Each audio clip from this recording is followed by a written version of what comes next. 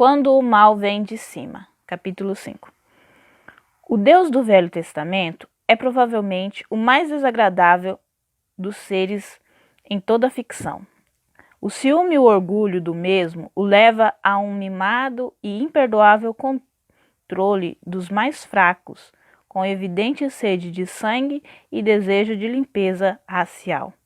Um machista, homofóbico, infanticida, genocida, filicida, pestilento, megalomaníaco, sadomasoquista, caprichoso e malévolo fanfarrão. Influenciados pela agressividade e, por que não, superficialidade do pensamento do ateu Richard Dawkins, muitos têm moldado sua imagem de Deus como a caricatura descrita acima. Como já era de se esperar, o pesquisador de Oxford não descobriu a roda. Ao longo dos séculos da história do cristianismo, muitos outros indivíduos se levantaram contra o sanguinário Deus do Antigo Testamento. Independentemente de quem quer que tenha levado dúvidas sobre o caráter de Yahweh, o nome sagrado de Deus no Antigo Testamento, precisamos ser honestos o bastante para reconhecer que algumas passagens das escrituras hebraicas são aparentemente o oposto da famosa declaração joanina. Deus é amor. Neste estudo buscaremos responder textos do Antigo Testamento que ordenam genocídios e serviram de base para a escravidão em Israel. Descrição e prescrição. Qualquer leitor do texto bíblico deve sempre se lembrar que o simples fato do autor registrar determinada situação não significa que ele aprova ou desprove. Esse é um erro comum cometido por cristãos e não cristãos. O Antigo Testamento narra o suicídio de Saul, mas não ordena que o imitemos. O mesmo pode ser dito a respeito das histórias de adultério, incesto, assassinato e poligamia. Descrever um evento não significa aprová-lo ou prescrevê-lo. Portanto, lembre-se de que esperar aprender alguma coisa sobre importantes problemas teológicos através de Richard Dawkins ou Daniel Dennett é como aprender sobre histórias medieval através de alguém que apenas leu Robin Hood. Desdém cronológico. Um ponto fundamental é ignorado na maioria das vezes. Consiste em reconhecer o ambiente em que o Antigo Testamento foi escrito. Neo-ateus como Christopher Hitchens e Sam Harris ignoram por completo a cultura do Antigo Oriente Médio, do segundo e do primeiro milênio a.C., e comparam as páginas sagradas com a sociedade pós-iluministas. Entre os dois grupos transcorrem aproximadamente 4.000 anos. Isso deve nos alertar contra o perigo de comparar as leis do Antigo Testamento com as nossas leis atuais, ignorando o contexto de cada uma delas. Vejamos, por exemplo, o caso da escravidão. Em lugar de comparar-nos com os registros da escravidão do Brasil no período colonial, vamos compará-la com as leis que regulamentavam essa instituição no Antigo Oriente Médio.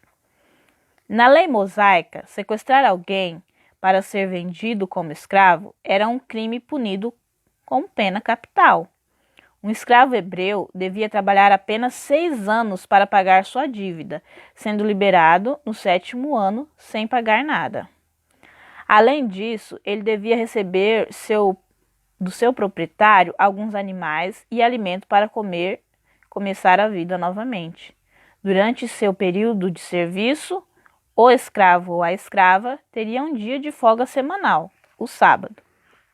Você notou alguma diferença entre a escravidão bíblica e aquela praticada em nosso país anos atrás? A diferença também é gritante quando comparamos essas passagens bíblicas com o famoso código de Hammurabi, o rei da Babilônia, no século XVIII a.C. Se algum escravo fugisse, ele devia ser morto, enquanto que, segundo a orientação do Antigo Testamento, em Israel, este escravo deveria ser protegido. Proteger um escravo fugitivo na Babilônia era uma grande ofensa, também punida com morte, como evidenciado nas leis 12 a 20 do referido código. Alguém pode questionar o motivo pelo qual Deus não aboliu a escravidão entre os israelitas. Lembre-se de que eles estavam inseridos num ambiente histórico impregnado pela prática. Mesmo que Deus abolisse, isso não mudaria a forma com que eles pensavam.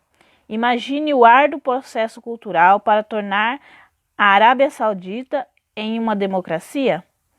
Mas, sem dúvida, a legislação israelita oferecia tratamento muito mais humano aos escravos. E quanto aos genocídios registrados na página do Antigo Testamento? Quanto a este assunto, precisamos fazer algumas considerações. Primeiro, os povos de Canaã eram conhecidos por culturas macabras, entre os quais estavam os que envolviam sacrifícios de criança.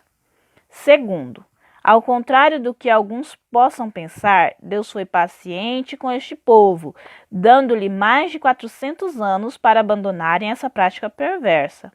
A destruição em massa desses povos idólatras e imorais pode ser comparada a um membro que precisa ser amputado antes de comprometer todo o corpo. Não é à toa que Deus estabeleceu sérias leis para aqueles que queimarem seus filhos a Moleque. Um terceiro e último ponto deve ser apresentado.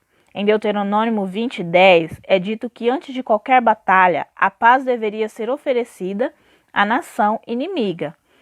Uma rápida comparação dessa passagem com o que foi visto no século XX, o mais sangrento da história, revela quão injusto é comparar Deus com Pol Pot, Stan Lee, Mao Tse-tung e outros líderes cujas mãos estiveram encharcadas de sangue. Não foi em vão que a palavra genocídio foi inventada somente no século XX pelo polonês Rafael Lemkis. Antes de enviar seu juízo mais severo, Deus sempre oferece oportunidade para seus filhos mudarem o coração. Será que temos aproveitado essas oportunidades?